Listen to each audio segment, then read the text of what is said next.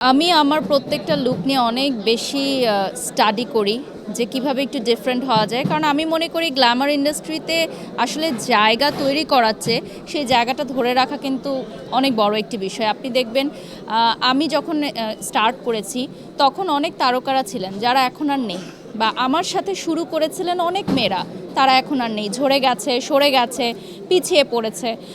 ধরে রাখা, মেনটেন করা, ইটস টু ডিফিকাল্ট। আমি অনেক জায়গায় শুনি যে ধরেন মেয়েদের কাছে শুনি যে আমরা একদিন বিয়ে বাড়িতে গিয়ে রেডি হয়ে বা একদিন বউ সাজলেই আমরা টায়ার্ড হয়ে যাই, তোমরা কিভাবে এভরিডে রেডি হও, ড্রেস আপ করো, কথা বলো, এত পারফেকশনের সাথে থাকো।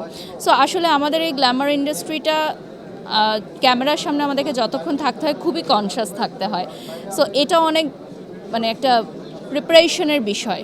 আমার মনে হয় এটা মেনটেন করাটা টু টাফ। এই জন্যই সবাই আসলে বলে না যে সবাই তারকা হতে পারে না, বা সবাই আসলে এই অঙ্গনে কাজও করতে পারে না। সুন্দরের ব্যাখ্যাটা আসলে আপনার কাছে কি? সুন্দরের ব্যাখ্যা হলো ভালো মনের পরিচয়, কারণ সৌন্দর্য আপনার আজ বাদে কাল হয়তো থাকবে না। আজকে থেকে 10 বছর, 20 বছর, 30 বছর কতদিনই আপনার থাকবে, বাট আপনার এই ইন্ডাস্ট্রি থেকে চলে যাওয়ার পরও বা আপনার মৃত্যুর পরও আপনার ব্যবহারটাই মানুষ মনে রাখবে, আপনার কাজ মানুষ মনে রাখবে, বা আপনি কোনো একটা ভালো কাজ করেছেন সেটাকে মানুষ স্মরণ করবে। সৌন্দর্য কিন্তু কেউ স্মরণ করে না। সো আমার মনে হয় যে ব্যবহারই হচ্ছে বংশের পরিচয়, এবং ব্যবহারটাই আসলে মানুষ মনে রাখে দীর্ঘদিন। ভালোবাসা দিবস নিয়ে আসলে প্ল্যানিংটা কি? আলভি ভাইয়ের সাথে কোনো প্ল্যানিং আছে কিনা বা নিজস্ব কোনো প্ল্যানিং আছে? প্ল্যানিং হচ্ছে যে কোন কাজটা রেখে কোন কাজটা করব, কজ আমাদের ভ্যালেন্টাইন্সের সময় দেখা যায় যে হিউজ কাজের অফার আসতে থাকে। কোনটা আসলে পিক করব, যেমন আমার অনেকগুলো কোম্পানির সাথে কাজ হচ্ছে। সো আমি আসলে রিয়েলি কনফিউজ যে আসলে আমি কোন কাজটা পিক করব।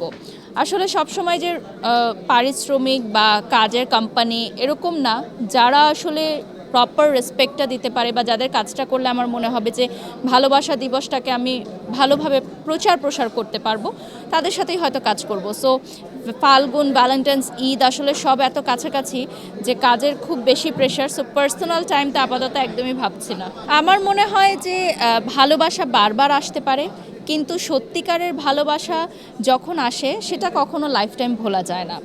আবার অনেক সময় অনেক বেশি ভালোবাসলেও দেখা যায় যে বৈবাহিক জীবনটা টিকে না। সো বৈবাহিক জীবনে যেহেতু আমি এখন চলে এসেছি, সেই কথাটা আমি বলতে পারি, যেটা আমি গতকালও আমার হাজব্যান্ডের সাথে শেয়ার করছিলাম, যে শুধুমাত্র ভালোবাসা দিয়ে আসলে বৈবাহিক জীবন টিকে রাখা সম্ভব না। এটার মধ্যে আন্ডারস্ট্যান্ডিং থাকবে, রেসপেক্ট থাকবে, কোঅপারেশন থাকবে, একসাথে গ্রো করা থাকবে, দুই ফ্যামিলির একসাথে একটা গুড বন্ডিং হতে হবে।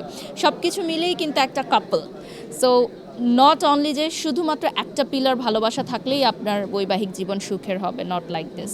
নতুন বছরের পরিকল্পনা, মানুষের সাথে যেহেতু আমি একেবারেই যুক্ত হয়ে গেছি, একটা ম্যাস অডিয়েন্স আমার দিকে তাকিয়ে থাকে এভরিডে, তো আমার কাছে মনে হয় যে আমার দায়িত্ববোধটা অনেক বেশি।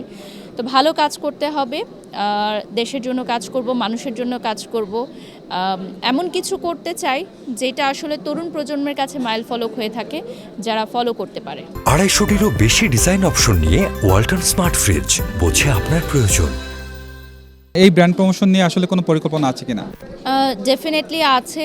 আমার ইচ্ছা রয়েছে যে ব্র্যান্ড প্রমোশন সেক্টরটা আসলে কিভাবে ছেলেমেয়েরা কাজ করবে, বা কোনো নীতিমালা বা কোনো একটা অ্যাসোসিয়েশন, এগুলো কিছুই নেই। তো ইন ফিউচার ট্রাই করছি যে এই ধরনের কর্মশালা তৈরি করার বা অ্যাসোসিয়েশন তৈরি করার, কারণ দেখা যায় যে উদ্যোক্তা, ব্র্যান্ড প্রমোটার, নতুন পুরনো যারা আছে, সবার মধ্যে একটা মেলবন্ধন সৃষ্টি করলে আমার মনে হয় ইন্ডাস্ট্রিটা আরও বড় পরিসরে দাঁড়াতে পারবে। শানবিজ বাই তনি, তার হাজব্যান্ড মারা গিয়েছে, এবং যেহেতু তিনিও আপনাদের আসলে রেলিভেন্ট ফ্যাক্টরি মানে এই একই প্রফেশনের সাথেই আছে যুক্ত, তো আসলে কি মনে হয় যে তার মারা যাওয়ার পরে যে তাকে নিয়ে কমেন্ট উঠছে যে আসলে তার বিয়ে শাদী নিয়ে, আবার এই বিষয়টি আসলে আপনাদের ব্র্যান্ড প্রমোশনের ক্ষেত্রে বেশিরভাগ ক্ষেত্রেই দেখা যায় যারা এই সেক্টরে আছেন, এই বিষয়টি আসলে আপনি কি বলতে চান এই বিষয়টি নিয়ে?